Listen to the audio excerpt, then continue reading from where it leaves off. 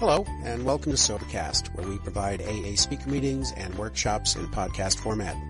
We're an ad-free podcast, and if you enjoy listening, please help us be self-supporting by visiting Sobercast.com, look for the donate link, and drop $1 or $2 into our virtual basket. We hope you enjoy the podcast. Have a great day.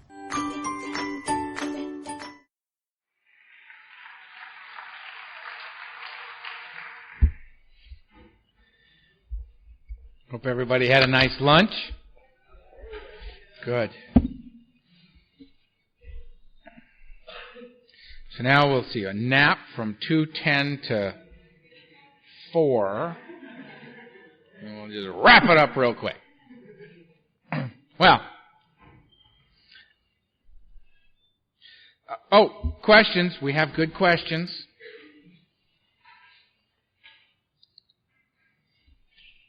Question. What if you've completed your fourth and fifth step with your sponsor, but still have many resentments against your sponsor?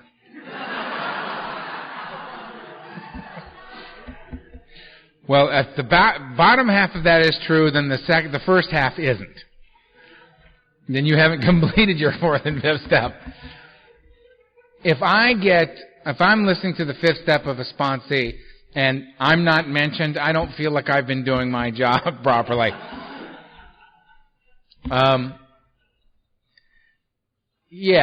Go ahead and, if you've got resentments against your sponsor, go ahead and do it in a 4-step format. I don't think your sponsor's going to be alarmed.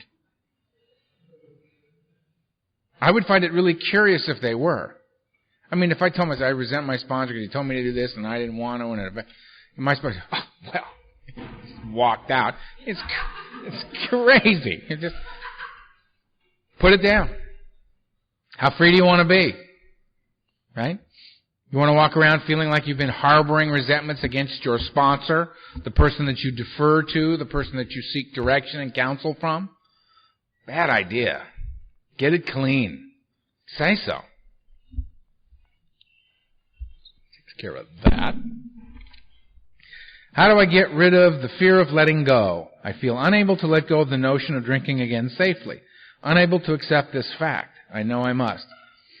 So, someone's afraid to let go of the idea that they can drink again at some point.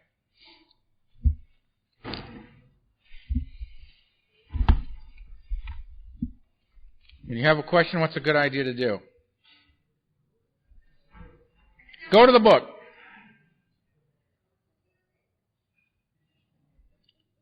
I don't need to. The book says,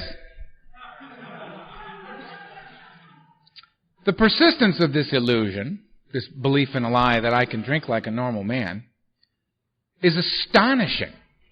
Many of us pursue it to the gates of insanity and death. Okay? So, if you identify as an alcoholic, but you can't let go of the idea of reserving the right that somehow, someday, you may be able to drink like a normal man. You may be able to safely drink. I suggest that the solution to that dilemma is to do precisely what it is we're doing. Begin the 12-step process. Engage in the process. Engage in the process. Wrestle with that as you go through this process. None of us likes the idea. I mean, I've never met an alcoholic who said, basically, here's where it's at, pal. You know this drinking thing that you've been doing? You know this thing that's protected you from the world, the thing that's made it possible for you to leave the house, this source of the only ease and contentment you've ever known, right? This thing that has made all things to this point possible for you, it's over and you don't get to do it anymore. I've never had an alcoholic get that information and say, oh, well, okay, then, fine.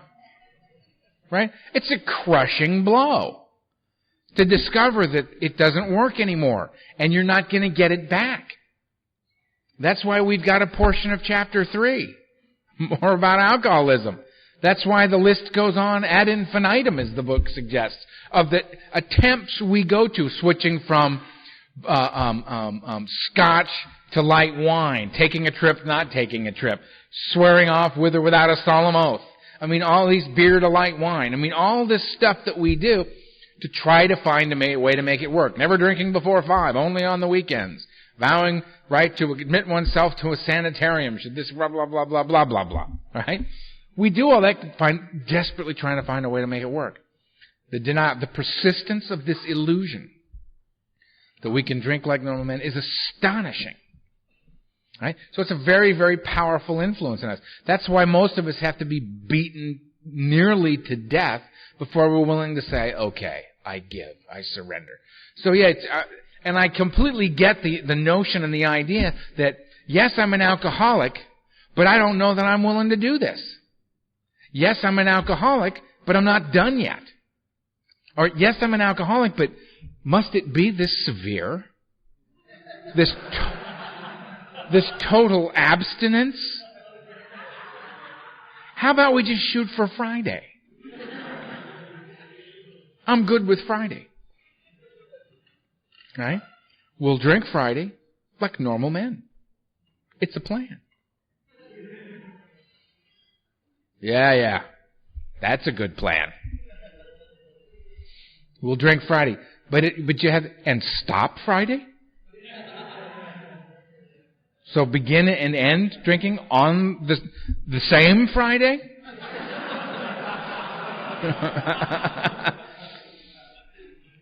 You're getting into splitting hairs. You know where this is going, right? If I could drink safely, I would.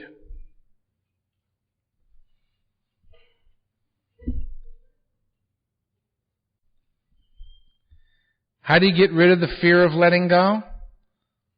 By letting go and finding that you're still okay. That's how you get rid of the fear of letting go, by letting go. I feel unable to let go of the notion drinking again safely, unable to accept this fact. I know I must. Then by all means, grab a hold of this process and begin to do the things that we're talking about today. Do them. It's the action that brings about the change. I mean, let's face it. You, who are now horrified that I have singled you out. This won't hurt a bit. Yeah, trust me. She's looking at me like that. We'll see, pal.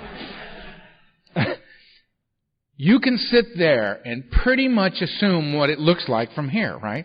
I mean, we're in the same room.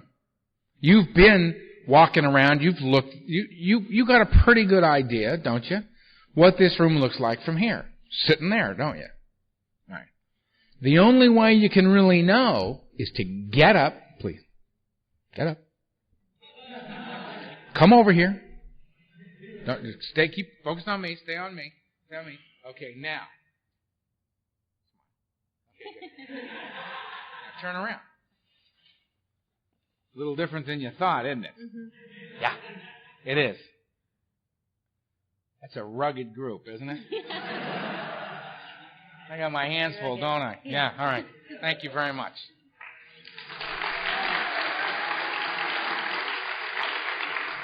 I suddenly feel like I think those magic guys feel when they have the little thank the lovely assistant thing. That was good. I like that. Anyway, you get what I mean? You got to take the action to find out. Like you got to go try and surf to find out about the surf thing. Right? But see, the thing is that it doesn't matter what your attitude is, does it? You can think, okay, Earl's on my next inventory for that little episode, right? Or he made me, right?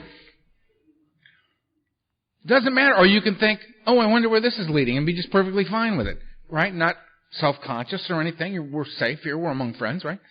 And just kind of exploring, just going along because you decided to trust me and just do this thing, right?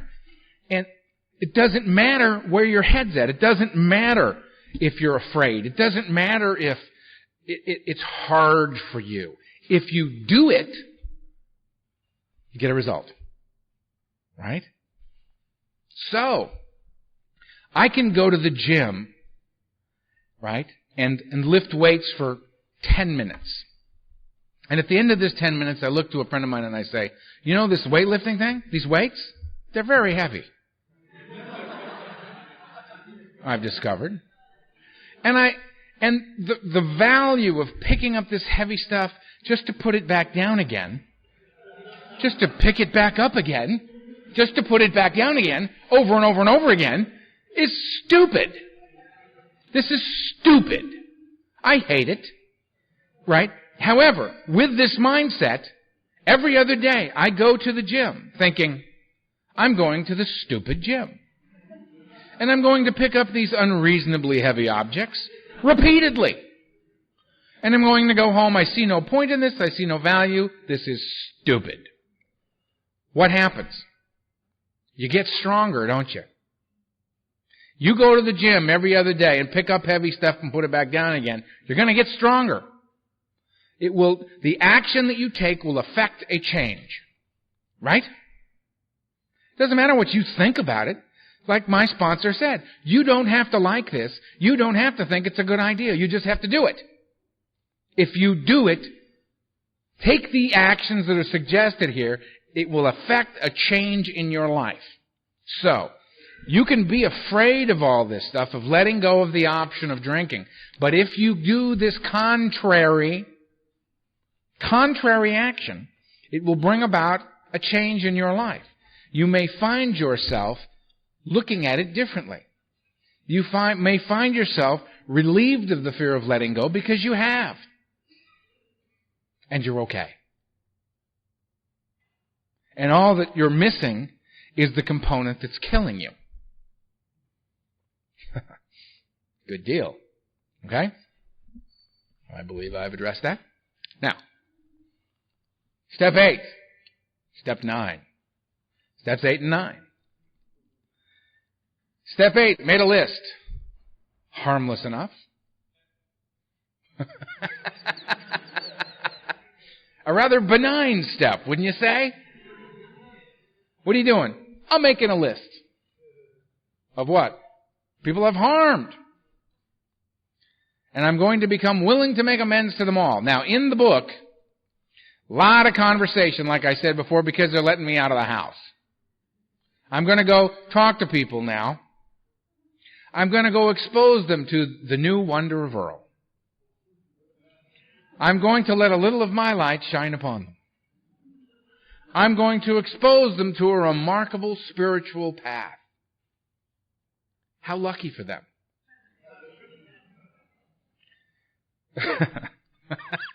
I'm always amazed. Are y'all feeling a little lethargic?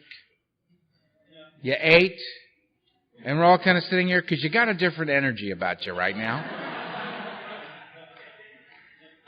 Before lunch, I'm getting a lot of this. Yeah.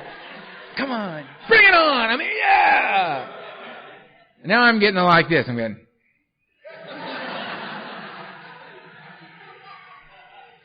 That's great, Earl. That's great. Beautiful.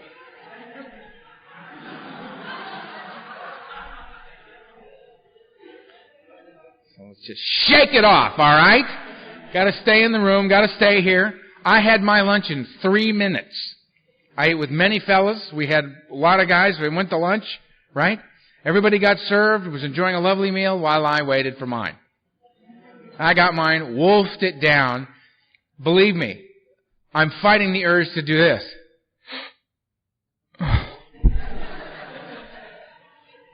But then that's what caffeine is for. 8 and 9. Tricky. Very, very tricky. High wire without a net. Dangerous steps. All right? Follow me closely. Lives hang in the balance. I'm going to demonstrate now. And if I get hurt, I get hurt, and we'll just have to get another speaker. Because, you never know if you're going to make it through one of these, but I'm going to demonstrate the precarious nature of amends. Okay? You ready? I'm very sorry. Thank you.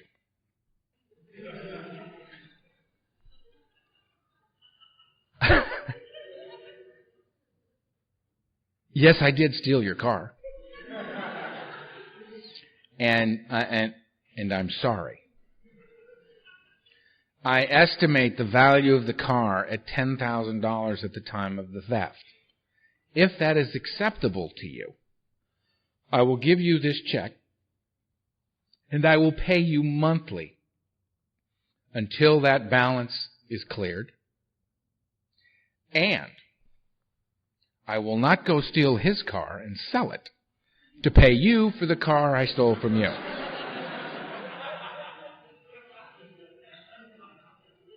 To make amends means to change. So, amends is not a get-out-of-jail-free card. You know? I don't get to insult you, apologize, and then 5 minutes later, insult you. Apologize. I'm clean. Let's keep moving. I hate you. Sorry. Right? You never should have had children. Sorry. My favorite I'll get into that later. Remind me to talk about Bobby A., one of the great minds of AA, on how to get around this sort of stuff. I love the lengths we will go to avoid just doing it. You know, I make direct amends whenever possible, except when to do so would injure them or others. Okay? I'm a firm believer that I don't go back to the drug dealer that I ripped off. Right? Knock on the door of the den itself.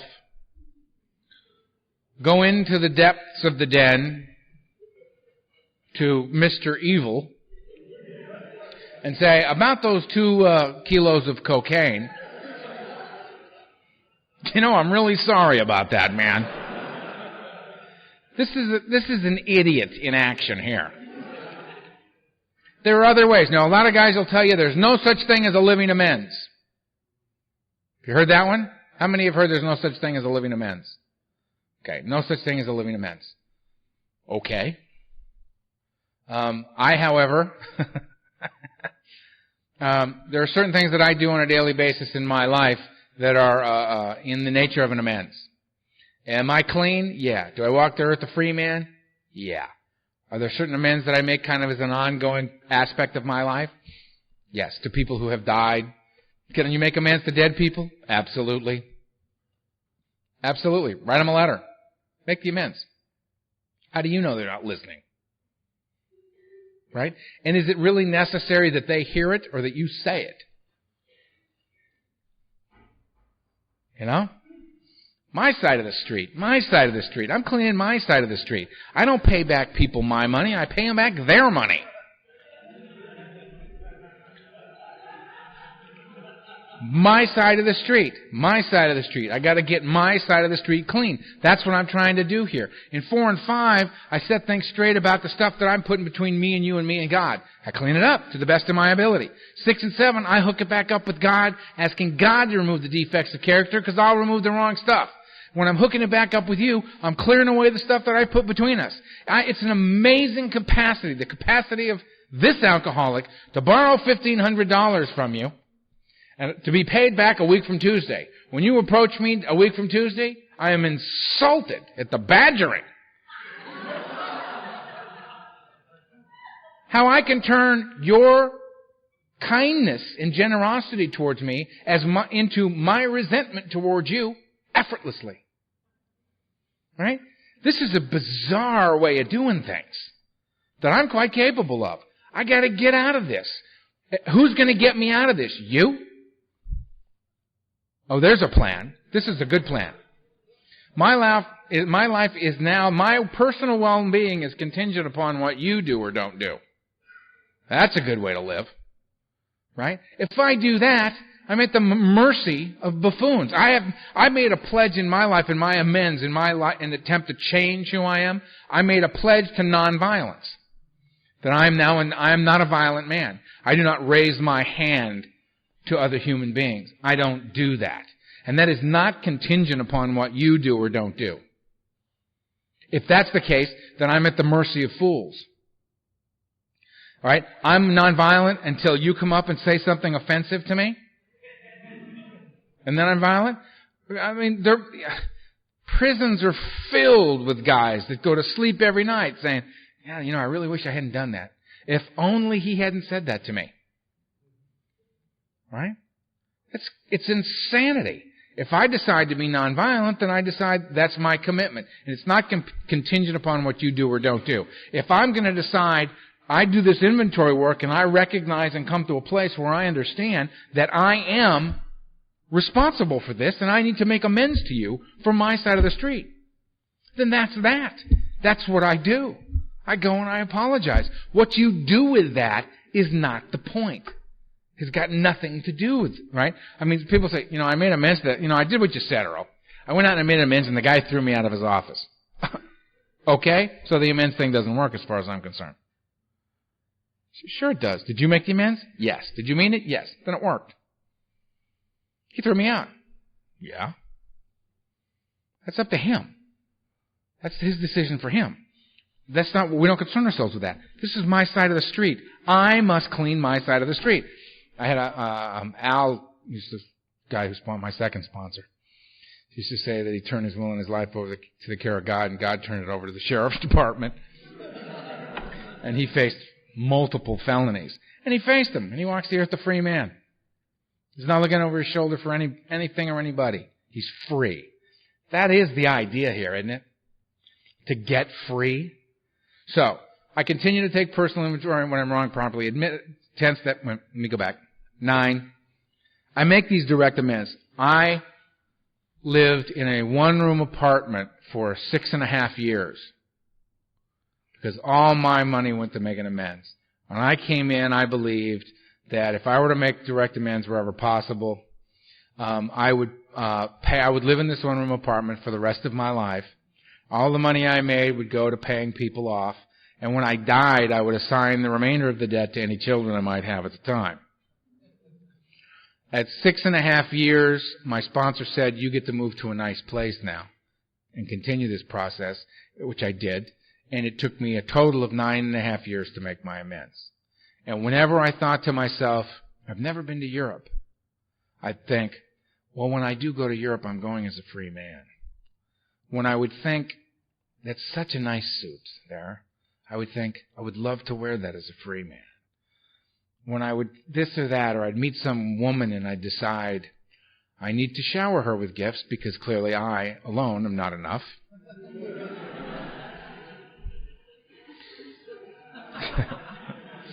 I would think to myself, it would be nice to be in a relationship, a free man. A free man. See, I was a slave my whole life, from 12 to 28. Every minute of my adult life, I was a slave to alcohol and drugs. I want to be free. So I'm willing to do what's necessary. And as a result, I'm catching the buzz that I'm catching. Right? So, when in doubt, just do it. Just take the next step. You don't know what's going to come. Like I said before, the great news about this thing is that whatever it is I know, there's more.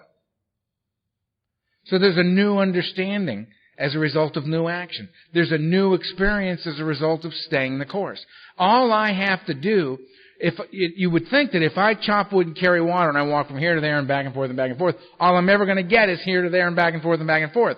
It's not how it works. This one book is not the same book they handed me when I got here. This book is not the same book that I went through for the first time. This is not the same book I went through for the 26th time. This is a completely new book for me. It is astonishing how I can sit with the new ones and say, okay, let us continue. All right. If your man accepts your offer, it should be pointed out that wow, that's really quite interesting, isn't it? To get over drinking will require a transformation of thought and attitude.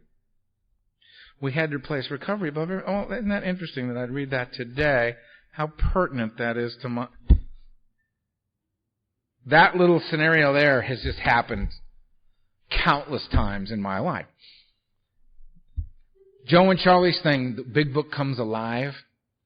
Never have I heard of a process described more appropriately. The big book comes alive. It does. It's not black ink on white pages. Over there to be read and observed is something over here on this page. It actually comes to life. And how does that happen? How does what's written in here come to life? It comes to life when we pick up the concepts and ideas outlined in this book and execute them in our lives. That's how it comes to life. That's how it comes to life. When you all come into AA and they say, read about this book, how should I do that? And they say, well, there's people here that have several years, some of them many, many years of sobriety, that are conducting big book studies. You think, curious? You'd think at 22 years he'd have gotten it by now. Maybe that's not why he's doing it. Maybe that's not why he gets on an airplane and flies from LA to New York on Friday the 13th.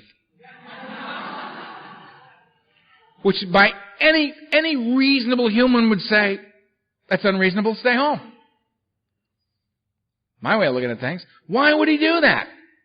He's read it. Stop pestering people. Stay home. No. Bagels and Big Book. Is this necessary? I don't see that it is. It's not necessary. It's just how it comes alive. It's how it comes to life. Because I'll tell you what, when I was new, when I came through the doors, when you were talking, what I heard was blah, blah, blah, blah, blah, blah, blah, blah. And I would go, that's very nice, thank you. I don't understand a word of what you were saying. I mean, my head, I say this often, but it bears repeating. In my head, I would go to AA meetings and I would sit and I would say, all right, I found my seat, it's great. The guy's up, he's reading. Rarely saw something. I'm going to have to get one of those books and find out what the hell he rarely saw. Because, that just kind of went by me. What's going on over there? 12 things. 12 steps. Yeah, I read the thing on the wall. Very nice. And ABC, 12 things, ABC, good, he's down. I didn't get a lot of that, but, just inside of my head, just bing, bing, bing, bing, bing, bing, bing, bing. Just insane, Just ideas, beautiful, spiritual, deep principles just bouncing off my skull. Just not getting in, When I got to do, go meeting, listen man, go home, no drink.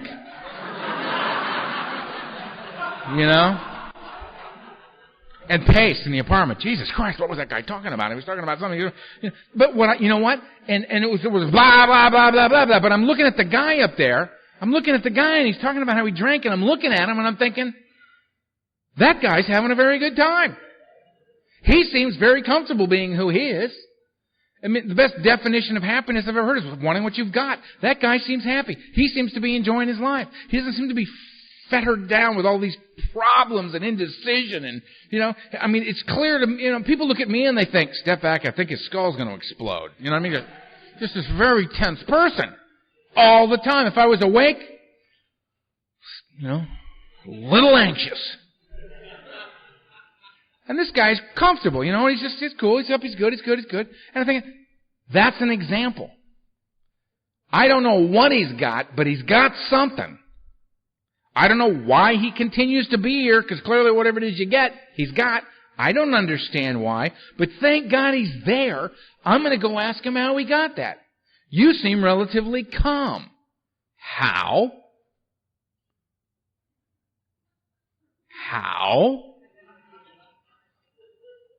Really, you want to know how to be calm? Yeah. I know I'm standing still, but he says, yeah, but you look like you're going about 60 miles an hour, Earl, standing there. Yeah. Calm. Need calm. Help calm. Get calm. Okay, read this. Okay. Now, I could have said, excuse me, I don't understand why reading this is going to make me feel better. I don't get it. Explain it to me. No. Why not? Because you're not going to get that either. I'm speaking newcomerese to you. Like Donald used to do to me. He took me to the meeting and said, Earl, we make 550 cups of coffee here every Friday night for the next year. You're making them. I said, screw you. I'm ready to kill myself for several other people at any moment, and here you are saying to me, make a little coffee. I don't think you understand the severe nature of this particular moment in my life. And he said, fine, then drink. I said, you see, there's no talking to you people. I'm trying to have a conversation about this, the problem at hand. I'm being current. And what you give me is make coffee or drink. Fine, I'll make the damn coffee. Now, he could have said, Earl, let me explain something to you. There's this thing called spiritual service out of self, right? Huge. One of the biggest gifts we have in here. And the fellowship we get together, what we try to do is we try to take actions and do things in a certain way to demonstrate what can happen to people around here, the value of certain things. So you're probably thinking, because you're the new guy, you're the grunt, we're giving you the dirty work, or we're going to make you make our coffee for us. That's not what's happening. We're giving you a great gift. See, because every Friday night, you're going to spend 4.5 hours getting to the meeting, getting the pots filled with water. In the middle of the week, you got to go out there and you got to get your little condiment thing together. You got to get the coffee and the little swizzler things, and you got to get the this and the that. You got to get the tea for the little tea people, and you got to get the, 3 different kinds of sugar, the real kind, the pink fake, the blue fake. You got to get the other. You got to get all this stuff together. So you got all your table, and you got everything ready, and you got to go fill the pots, and you got to put the pots together, and you got to make the coffee, and you got everything right. You got to put the pots in different places so you don't blow out the fuses, right? So you get everything together, and you make the coffee, and you got the coffee for the people. And then the people, and then being a little intense, right? I got my coffee set up, and the guy comes up, and he gets the cup of coffee, and he puts the swizzle stick down on the table. I'm over there. Yo, bro. You born in a barn? Pick that up. I am running this coffee area right here. Unacceptable. People are in the meeting going, dude, the coffee guy. What's the coffee guy? And the sponsor comes in and goes, no more coffee for you. Because I'm in the back just, because I've had 9 cups of the turbo pot over here. You know what I mean? They used to say that there was 5 100-cup pots, and then there was one 55-cup pot, and they used to say about that pot that 3 cups was a slip. I made fierce coffee. What I discovered as a result of doing this, right, was that I didn't get to think about Earl for 4.5 hours on Friday night. I was too busy worrying about the coffee and making sure that I didn't screw it up and get fired from AA to think about me. Tremendous relief. I left there every Friday night feeling better because a self-centered guy like me wasn't thinking about me. I was being of service. Out of self, more God. Out of self, more God. The healing was happening. I'm an alcoholic who knows if he drinks, he's going to die. And part of what I do for that is I make 550 cups of coffee for total strangers every Friday night. And healing begins. Now, as a newcomer, if you'd have said that to me, it would have done like most things did. Just, but you said, do it or drink. Got it. Make the coffee. And I could be angry and just not like it and have a bad attitude. As long as I did it, I got the result. As long as I did it, I got the result. The 9th step is no different. You do it, you get the result. Doesn't matter if they're happy with you, mad at you. Doesn't matter. Love you, think you're wonderful. One of the things that I was told to avoid when I did my 9th step was to avoid going out and saying, listen, I'm a sober man now. I'm on a spiritual path. Powerful, you say? I think so. A very, very powerful sober man now. Great events are occurring in my life, and I'm going to share them with you now. And when we're done, you're going to leave thinking, thank God I know that man. My life is different, and may I say, quite a great deal better for having known him. The transformation, the turnaround, he is a message for us all, isn't he? Please. I'm sorry, here's your money back in the house. Get out of this whole, ain't I great? No, I'm sorry. And change. To make amends means to change. Change. I don't do that anymore. I lied to you, you were hurt by it, and I'm sorry. Anything I can do to make this right, let me know. And I'll be happy to do it. And so that you know, I'm really working on the lying thing. Right? Now, I don't know about you. As for the lying thing,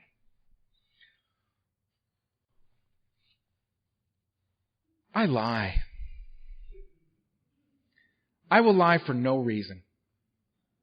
I don't know if you are familiar with the lying for no reason. It's a remarkable moment. Isn't it? When somebody says to me, Earl, how are you? Good. What'd you do today? I went to the movies. As I think to myself, you didn't go to the movies. Why did you tell this person that you just went to the movies? This in no way improved your standing with this person to tell them that you went to the movies. You said, I went to the movies. They went, oh, good. Yeah. There was no point in it. It served no purpose. It had no value. You clearly lied just instantly, out of nowhere, for no reason. And the only thing I've been able to come up with on this, the only reason I can figure that happens from time to time, is because in some part of me, I'm very, very worried that I'm going to become bad at it. And you never know when you're going to need a really good one, right? So you just occasionally throw one out there to kind of keep it oiled up. You know what I mean? So that's the only reason I can come up with. I have no idea why that happens. Many people that I know have had the experience of asking me something, I've answered it, and as soon as I was finished answering it, I said, you know that was a lie, don't you? Yeah, we're used to that, Earl. It's not a problem. Here's what really happened. That's another great gift in recovery, by the way, is the opportunity to go to somebody and say, I'm in the middle of a conversation with you, and be able to go, time out. Erase everything I just said. I'm bending the truth. You know what I mean? I don't like the way this is going. I'm behaving like an idiot. You know what? And the fact is I'm not an idiot. I'm just behaving like one right now. And let's start this over. Now, another recovering person is going to go, wow, that was cool. A normie may be a bit alarmed by this. Don't be concerned. They get to drink. They'll work their way through it.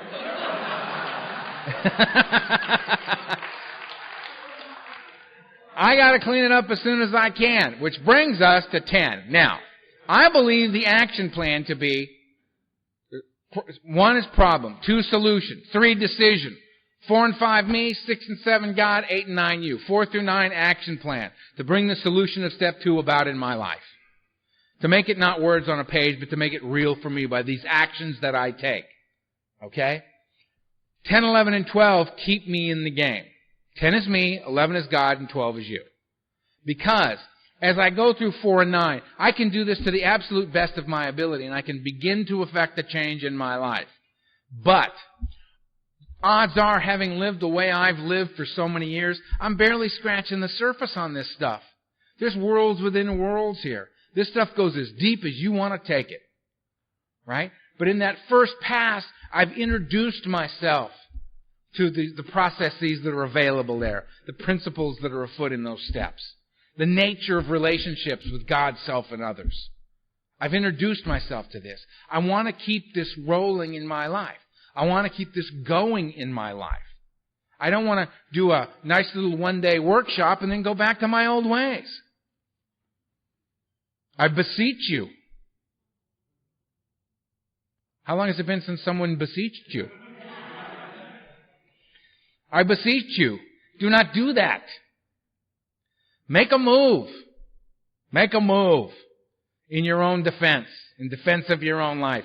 Take an action. Do something different. Do something in addition to what you currently do. Add to the mix. Expand. Enlarge upon what we already have, right? 10, 11, and 12 allow me to do that.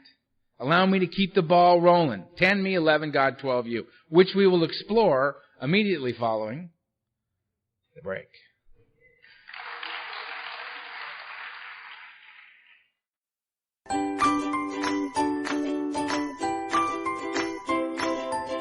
Thanks for listening. I hope you enjoyed the podcast. Sobercast is ad-free, and we'd like your help in order to keep it that way. So if you'd like to help us be self-supporting by pledging $1 or $2 a month, visit Sobercast.com and look for the donate links. Thank you very much.